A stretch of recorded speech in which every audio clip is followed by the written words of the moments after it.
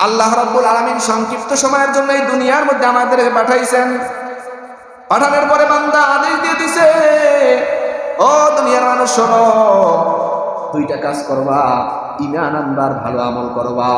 ঈমান আনার পরে যদি ভালো আমল করো, জান্নাতে যাওয়ার জন্য তোমার আর কোনো বাধা নাই। বলেন সুবহানাল্লাহ।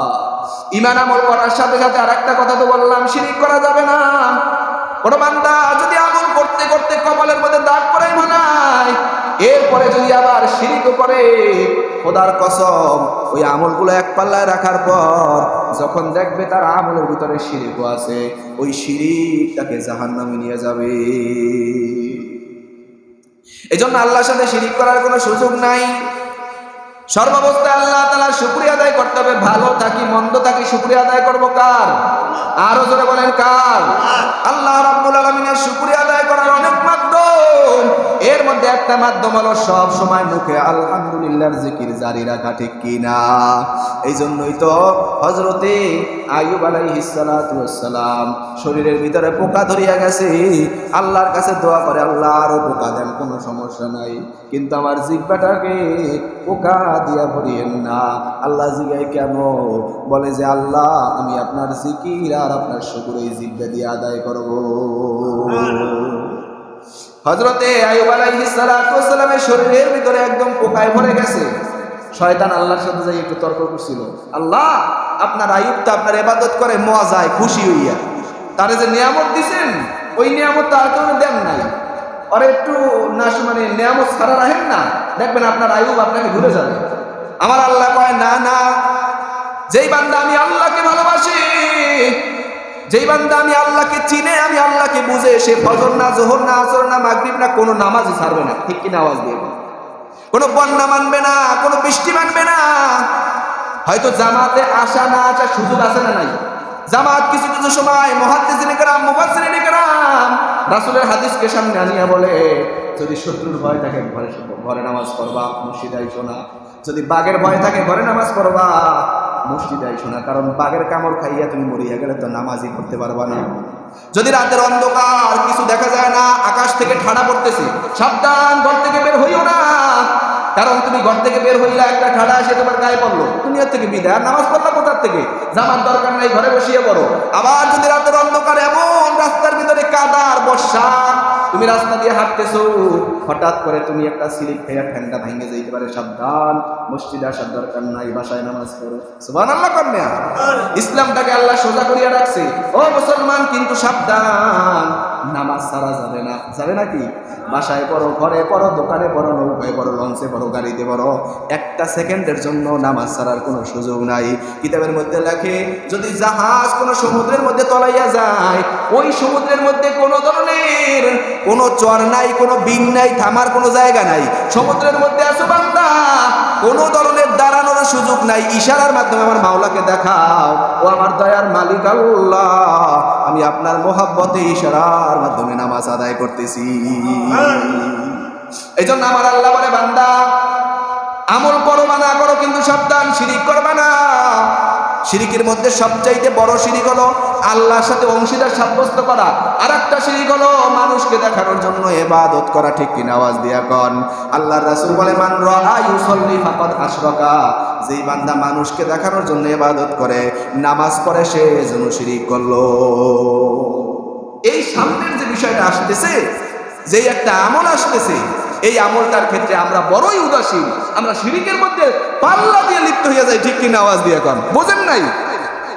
কোরবানির সময় দেখা যায় টাকা আছে 10,000, একটা বকরি কিনিয়ে, একটা খাসি কিনিয়ে কোরবানি আল্লাহ দিতে পারে। কোরআন হাদিসে কোনো জায়গায় পাবেন না হাতি দিয়ে কোরবানি দিতে হবে, উট দিয়ে কোরবানি দিতে হবে, না হলে হবে না। আছে? জানা আছে কারো কাছে? বিরাট ষাঁড় দিয়ে কোরবানি না দিলে হবেই না। না না, এমন নাই। 10,000 টাকা আছে, খুঁজেন বাজারে যাইয়া 10,000 টাকা দিয়ে একটা খাসি কিনে, একটা ছাগল কিনে, একা একা আমার মাওলারে দেখান, মাওলা দুনিয়ার মানুষ কে কি বললো কিছু দেখার সুযোগ নাই, আমি আপনার জন্য 10,000 টাকা দিয়ে একটা খাসি কোরবানি দিলাম। কিন্তু আজকে দেখা যায় লোন কোরবানি করার জন্য। মানুষ কি বলবে? গত বছর কোরবানি দিছি, এই বছর যদি না দেই, মানুষ কইবে দেখছো কোরবানি দেয় না। এ মুসলমান একটু জবাব দিবেন, এই যে আল্লাহর বান্দা গত বছর কোরবানি দেওয়ার অ্যাবিলিটি ছিল, এবছর নাই, এই হালতটা কে করছে? আল্লাহ কয় বান্দা তোরে গত বছর দেওয়াইছে, এই বছর দেওয়া লাগবে না। তুই কেন মানুষের জন্য লোভ উঠাইয়া কোরবানি দাও? খোদার কসম এই কোরবানি দিয়া কোনো কাজে আসবে না।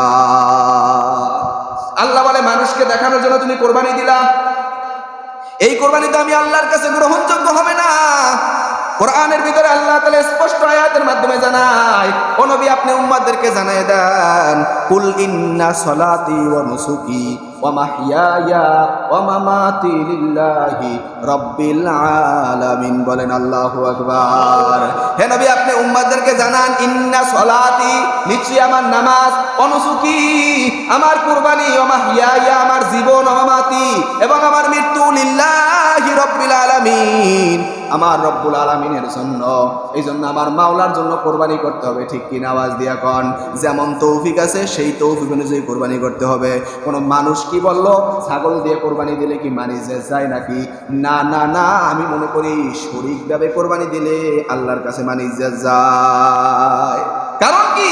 এই কিতাবের মধ্যে স্পষ্ট বড় হাইলাইট করে লিখে দিছে, এ শরীকওয়ালারা যারা 7 শরীকে 5 শরীকে 6 শরীকে কোরবানি দেন, সাবধান, ওই 6 জন লইয়া মসজিদে বসবেন, আল্লাহর ঘরে বসে একটু এককালে মন থেকে বলবেন, ভাই তুমি কোরবানি দাও কি জন্য?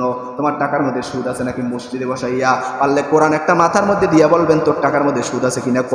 যদি বলে হ, তাইলে ওরে বাদ দিয়া তাড়াতাড়ি সরাই দেন, কারণ ওর কারণে আপনার কোরবানি নষ্ট হয়ে যাবে, ঠিক কিনা? এ মুসলমান, এটা মুফতি বলা লাগবে না, এই মাসালাটা বোঝার চেষ্টা করেন। যদি আপনার 5 জন শরীকের মধ্যে একজনের টাকা সুদ থাকে, 2 নাম্বার থাকে বাটপারি টাকা থাকে, সবার কোরবানি বাদ, ঠিক কিনা? কথা কয় না? এ মুসলমান, 6 জন যুবক একখানে বসে আছেন, একজনের পকেটে ইয়াবা, হঠাৎ পুলিশ আসছে, আইসা তাকে 6 জন বসে গল্প করতেছেন, ওর পকেটে পাইছে ইয়াবা, 6 জনের গ্রেফতার করো, 6 জনই এই সাথে জড়িত। কথা কয় না? নাকি ওরে আল্লাহর দরবে কয় যে তুইও ছিলি, তুই ভাই আমি কিছু করিনি স্যার, আমার মধ্যে ইয়াবা পাইছেন আপনি? না না, তুই ইয়াবা ব্যক্তির সাথে সম্পৃক্ত ছিলি, আল্লাহকে ছিলি কে তুমি? চল তাড়াতাড়ি ল, এই থানায় যাই যাওয়াইবে পরে, আগে থানায় চল। মা বাবার দিক থেকে পেরেশানি, পুরো এলাকা পেরেশানি, ঠিক কিনা? এই জন্য আল্লাহ তাআলা দুনিয়ার মানুষদেরকে বুঝায়, এ দুনিয়ার মানুষ বোঝো, সামান্য দুনিয়ার মধ্যে একজনের কাছে ইয়াবা পাওয়ার কারণে তোমারও ধৈর্য নিয়ে গেল। তুমি মানুষকে নিয়ে, এমন ব্যক্তির নিয়ে কোরবানি করো যে এই টাকার মধ্যে সুদ, তোমারে কি আমি আল্লাহ ছাইড়া দিব মনে করছো? তোমারে তো বলি নাই বেশি মানুষ দিয়ে কোরবানি করো, তোমারে তো বলি নাই অনেক টাকা দিয়ে কোরবানি করো, যেমন পারো আল্লাহকে দেখার জন্য সলিড টাকা দিয়া কোরবানি করো, ঠিক কিনা? কোরবানি যদি না পারেন সমস্যা নাই, আপনার নেশা পরিমাণে টাকা নাই, কোরবানি কইরেন না। এই তো বললাম যেটা এখন বর্তমানে এখন ফ্যাশন হয়ে গেছে, কোরবানি করবে, মেয়ে বিবাহ দিবে, চিন্তা করছে কয় কেজি গোস্ত, ভাইয়ের জন্য তো প্রায় 20 কেজি গোস্ত লাগবে, কয় টাকা খরচ? প্রায় যদি 1000 টাকা করে গোস্তের কেজি, 20,000 টাকা। কেডা এত টাকা খরচ করে? শুনছি 15,000 টাকায় ভাগে কোরবানি দেয়, 5 জনে দিয়ে দিলাম। ওখানে নিয়াত করছে মাইয়ার গোস্ত খাওয়াইবে, মাইয়ার বিয়ার। খোদার কসম 100 মুফতিদের কাছে জিজ্ঞেস করবেন, এই কোরবানি দ্বারা কারো কোনো সওয়াব হবে না, কোনো সওয়াব হবে না। এজন্য আবারও বলি, যারা শরীক কোরবানি দেন, একদম মোহাব্বতের ভালোবাসার, যাদের চেনেন, যাদের লেনদেন বোঝেন, যাদের আয় ইনকাম সম্পর্কে জানেন, তাদের শরীক রাখবেন, ঠিক আছে? কথা কয় না? ইনশাল্লাহ। হ্যাঁ, এছাড়া যদি না পারেন, আমি আপনি আজকে দিয়ান বড় আলেমদের কাছে জিজ্ঞেস করেন, হুজুর আমার অ্যাবিলিটি আছে 10,000, আমি একটা খাসির দিয়ে কোরবানি দিলে কি হবে? কোনো আলেম যদি বলে যে হবে না, আমি এককালে আমার যে শাস্তি দেবেন ওই শাস্তি আমি আপনাদের সামনে মাইনে দাঁড়িয়ে দিয়েছি। কোন আলেম জীবনে বলবে না যে 10 শরীকের লাগে শরীকন যাইয়া, কোন আলেম বলবে না বড় ষাট দিয়ে কোরবানি দেন, কোন আলেম বলবে না আপনি বড় গরু দিয়ে দেন, আপনার অ্যাবিলিটি আছে 10, ওই 10,000 টাকা দিয়ে আপনি যা পারেন ওইটা দিয়ে একটা কোরবানি দেন, ঠিক আছে নি? এই জন্য নিয়ত সহি করতে হবে। আমি যে হাদিস তেলাওয়াত করছি, আল্লাহর রাসূল বলেন, আখলিস দীনাকা ইয়াকফিকাল আমালুল কলিল, সামান্য আমল করো ইখলাসের সাথে আল্লাহকে দেখানোর জন্য, ওই আমল তোমার নাজাতের জন্য যথেষ্ট হয়ে যাবে। বলেন সুবহানাল্লাহ। এই হলো কোরবানির বিষয়। কোরবানি করার ক্ষেত্রে খুব খেয়াল করতে হবে, কারণ অনেক টাকার একটা হিসাব নিকাশ, অনেক টেনশন পেরেশানির মধ্যে থেকে এরপর যদি আমল হয় না কবুল, আমল যদি কবুল না হয়, পেরেশানি শেষ আছে। কিয়ামতের ময়দানে বড় কোরবানি নিয়ে হাজির, আল্লাহ বলবে কে কে কোরবানি করছে আসো, কারণ কোরবানির জন্য তো আমি আল্লাহ ওই যে গরুর গায়ে, ছাগলের গায়ে যতগুলো পশম থাকে, প্রত্যেকটা পশমের বিনিময়ে এক একটা নেকি দেয়। বলেন সুবহানাল্লাহ। বলে আল্লাহর কাছে এই রক্ত পৌঁছে না, কোনো গোশত পৌঁছে না। লা ইয়ানালাল্লাহু লুহুমুহা ওয়ালা দিমাউহা ওয়ালাকিন ইয়ানালুহু তাকওয়া মিনকুম। আল্লাহ বলে আমি এই গোশতও খাই না, রক্তও নেই না, পশমও নেই না, আমি আল্লাহ শুধু নেই তুই অন্তর থেকে কার জন্য এই কোরবানিটা দিছো এইটা আমি শুধু গ্রহণ করি। বলেন সুবহানাল্লাহ। আমার আল্লাহ শুধু আপনার অন্তরটা দেখে। যদি আল্লাহ বলতো আমি তোর গোশত নিমু, রক্ত নিমু, তাইলে ওই রক্ত আর গোশত সব কাঁচাইয়া ধুইয়া এরপর নিয়ে সাগরে ফেলাই দেওয়া লাগতো। ঠিক কিনা? আওয়াজ দিয়া কন। আল্লাহ কয় না না, 3টা ভাগ করে একটা ভাগ গরিবটা তেমনি দিতে হয়, দিয়ে দে। আর একটা ভাগ পরিবার পরিজনটা তেমনি দিতে হইবে, দিয়ে দে। আর এক ভাগ তুই ফ্রিজে রাখে রাখে যতদিন মনে চায় খা। নিষেধ আছে কোনো? এই জন্য আমার আল্লাহ বলে তোর গোশত আমি খাই না, কিচ্ছু খাই না, তোর সব তুই খাইয়া বলা মানুষের দিয়ে দে। কিন্তু আমি আল্লাহ চাই তোর দিল থেকে জানো আমি আল্লাহর মোহাব্বত, আমি আল্লাহর ভালোবাসার জন্য তুই কোরবানি করছো, এইটা যেন চাই, এইটা যেন পাই, তাইলেই হইবে। এ আল্লাহর বান্দারা নামাজ পড়তেছেন অনেক বছর মানুষকে দেখানোর জন্য, কিন্তু একটা সেজদা যদি আমার মাওলার মহব্বতে একদিন পড়িয়া যায়, সেটা তাহাজ্জুদ হোক, নফল হোক, আওয়াবিন হোক, সুন্নত হোক, যে কোনো একটা সেজদা, খোদার কসম ওই একটা সেজদা দিয়েই আল্লাহ আপনাকে জান্নাত দিয়ে দিবেন। এই জন্যই তো আমরা বলি নামাজ পড়তে থাকেন মিয়া, যা হওয়ার হইবে একটা সময় যাইয়া। নামাজ না পড়লে তার কোনো উপায়ই নাই, তাহলে তো কবুল হওয়ার সুযোগই নাই। আপনি পড়তে থাকেন, হয় না বুঝছি, আমিও জানি কিচ্ছু হয় না, আপনি সূরা ফাতিহা হয় না, আত্তাহিয়াত হয় না, দুরূদ শরীফ হয় না, আমি জানি, আপনিও জানেন আমিও জানি। পড়তে থাকে, একটা সেজদা কবুল হইতেও তো পারে, কথা কয় না? কিয়ামতের দিন দাঁড়াই তো বলার সুযোগ থাকবে। যারা নামাজ পড়ে না তাদের তো কথা বলারই সুযোগ নাই, কথা কয় না? যারা এই যে ক্যান্ডিডেট হয় না, বিভিন্ন ইলেকশন করে, যদি ঠগে হে একটা ওই কি বলে একটা রিট করতে পারে কিনা, ওই যে সুপ্রিম কোর্টে যাই যে আমার এলাকার মধ্যে 2 নম্বরই হয়েছে, এখন হে দাঁড়াই নাই, হে কেমন আবার রিট করবে? পারবে করতে? এই ফয়জুল করিম সাহেব তো এই এমপি হইতো, বা কি জানে বরিশালের কমিশনার না কি হয়, কি কয় ওটা রে, মেয়র হইতো, কিন্তু হে মামলা করছে পরে অনেক, বলছে যদি আপনি লক করতেন তাইলে আপনারা দেওয়া যায়, কারণ বিষয় হইতে, কিন্তু হে করতে যাইয়া যখন এককালে সব শেষ হয়ে গেছে, সব দেশ স্বাধীন হইয়া পর্দাই করছে, সেইটার হয় না, কথা বোঝেন নাই? তো বিষয়টা হলো আপনি যদি নামাজ পড়েন আল্লাহর কাছে একটা মামলা দায়ের করতে পারবেন, আল্লাহ আমি তো পড়ছি। আল্লাহ যদি মহাব্বত করিয়া দয়া করে একটু তাকাই দেখে, আমার বান্দার আর কোনো উপায় নাই, জাহান্নামে তো আমি ওর জন্য বানাই নাই, আমি আল্লাহ তো বানাইছি জান্নাতের জন্য, আমি আল্লাহ তোরে মাফ করিয়া দিলাম।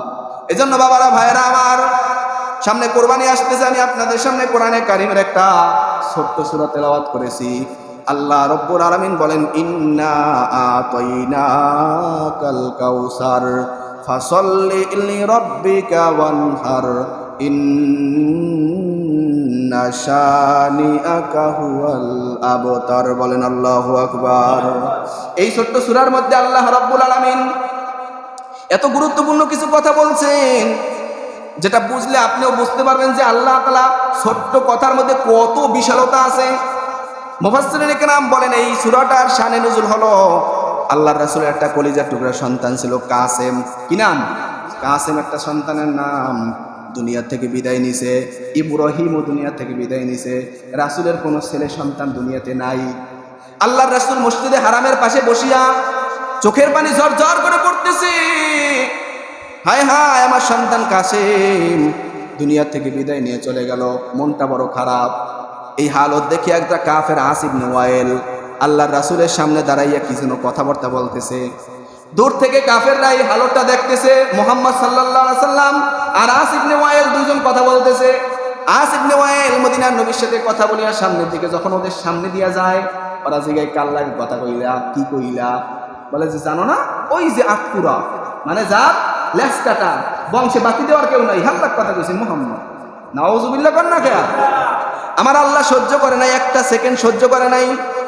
সাথে সাথে আমার আল্লাহ জিবরাইলকে ডাক দেয়, কয় জিবরাইল যাও যাও, আমার হাবিব এমনি তো কষ্ট পাইছে, সন্তান দুনিয়া থেকে বিদায় নিয়ে নিছি, আবার এলাকার মানুষগুলো কষ্ট দিয়া কয় আমার নবী নাকি আটকুরা, আমার নবীর নাকি লেজ কাটা, কোনো বংশে বাতি দেওয়ার কেউ নাই, তাড়াতাড়ি যাও।